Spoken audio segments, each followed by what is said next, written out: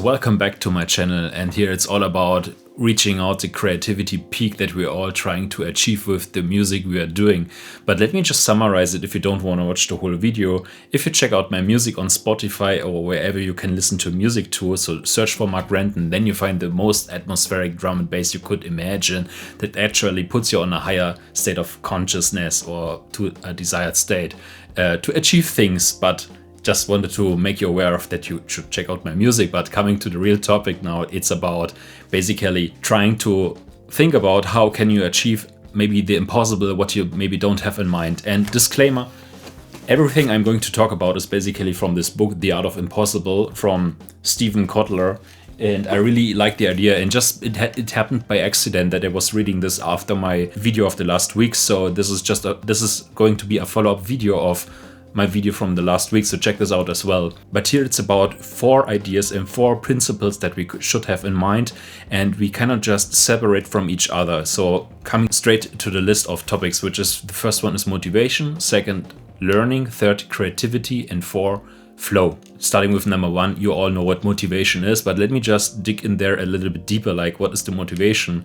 And you can pretty easily divide motivation when it's extrinsic, so coming from out, so people tell us you should do this and that, and actually this is what's going to happen. For example, when you're in school, people tell you from outside you should do this and that, you should learn that, and because of reasons, and also like if you're in a job. And it's really not a good idea to have just extrinsic reasons to be motivated for certain things, but rather, like when we are kids, we're having intrinsic motivation. We want to learn something because we are curious. We have grit. We want to learn things, how kids work, right? And there's no further explanation needed. But if you're also in a certain state when doing things, you should ask yourself, why are you doing this? And this could give you, or should ideally lead to, intrinsic motivation. So rather than having stuff from outside trying to motivate you, it should be you having proper reasoning and your basically your attitude why you want to do things, so that motivates you. Pretty easy, right? But think about this and maybe ask yourself, what is your motivation and why you want to achieve some things, or is it maybe really coming from outside? And last but not least, keep in mind, it might be that you are seduced by some stuff. So maybe you see some advertisement, or maybe you think you can achieve something with what you want to do, like in our case, creating music. And that's also quite hard to then, of course, distinguish between extrinsic motivation and intrinsic motivation. But just keep in mind that, of course, advertisement, for example, tries to do that kind of thing with us. Point number 2, learning. We all know what learning is, right? You go to school, you learn stuff, and then maybe you become better in that one. And the nice thing of learning is it's very often quite measurable. So when you play the guitar and you learn the guitar, you learn how to play the guitar, then quite fast you realize either you're better or maybe not so good. And with learning, of course, you can increase your skill, your craft.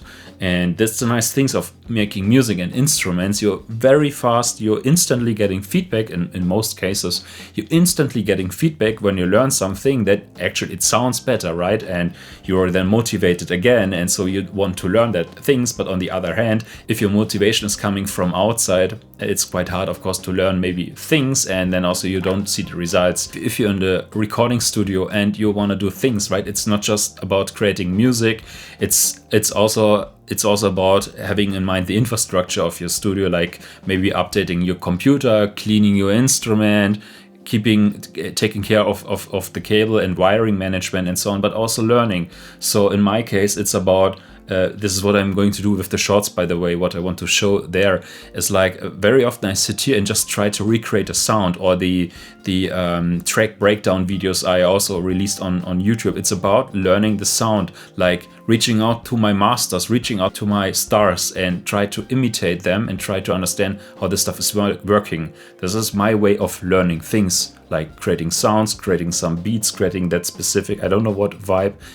Keep in mind how you can learn things and try to adapt this in your studio all-day routine. Point number 3, creativity. So also creativity is quite obvious, yeah, because we are musicians, right? We are so creative and we are in a creative business. But maybe that's wrong. Just What is creativity? And again, very often musicians think like they have to wait until they're creative, and I tell you that's wrong. There are all these other aspects as well, and creativity comes when you know how to master your craft, how to play the piano, how to play the guitar, how your synthesizers work, how your DAW work, how your plugins work. And once you achieve that one, you are able to break the rules, and you can do something creative like combining things maybe you haven't heard before, or maybe you believe somebody else hasn't done that yet before, right? That's creativity, when you combine things in a new way and actually achieve something new with that. Because 1 + 1 is not just 2, it's something else, it's something more when you combine things in a new way. That's creativity, and also like coming out of your comfort zones and trying something new, maybe another genre of music you're doing, or maybe you try out a new instrument, a new plugin, a new DAW, a new whatever. That's creativity. There are so many aspects of creativity you could cover. Think about it and not just wait until it comes. I tell you, you have to do something, get there to actually be creative. And last but not least, it's all about flow, right? So you're just waiting to get into the flow, and maybe we're drinking a beer or two to actually get into the flow, which might be okay, but actually the real science behind that one is, you might have heard of this one already, but if something is too boring for you, you're not getting into that flow, or something is too difficult for you, right? You're also becoming frustrated very fast. But being somewhere in between, then you're in that flow state.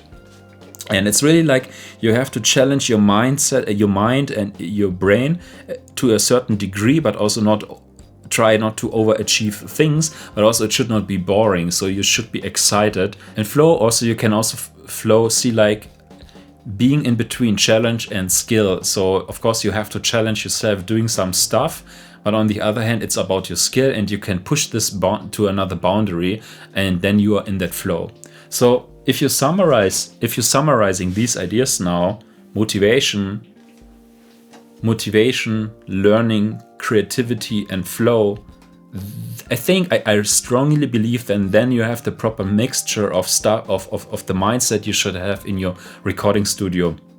Keep this in mind. And it's not just about one topic, and maybe there are days or weeks or like periods in your life where one of these aspects is overcompensated and one is maybe completely missing. But then I just want to give you a handbook and a guideline that you realize that is missing, and then you can work on that kind of thing, right? So if you, for example, you realize you're lacking of motivation, then maybe think about what is your motivation and what could you do just to motivate yourself again.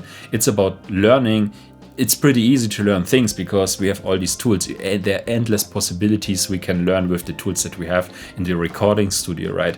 Creativity, just reach out and see what other people are doing, or maybe try to map something with what you see somewhere to something else. Like I'm very often, before I do something, I just start watching 1 or 2 YouTube videos, and I'm not saying like hours or just a little bit, just to be teased a little bit by what other people are doing, and it puts me into the mood of also being creative and doing something new.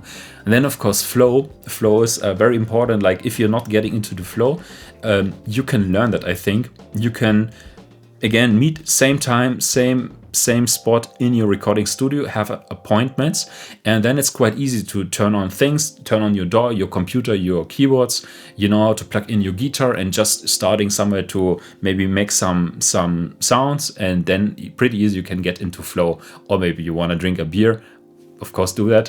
Feel free to do so. But just, it's not about flow. It's not just about creativity. It's not only learning. I also know people who are very into learning, but forget the rest of these aspects. And of course, keep yourself motivated.